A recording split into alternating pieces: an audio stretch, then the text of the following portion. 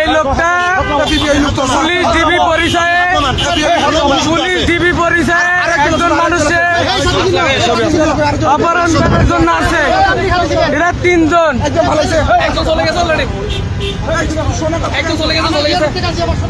আপনারা ভিডিও করেন না, লাইভ দেন না, লাইভ দেন না। লাইভে আছি।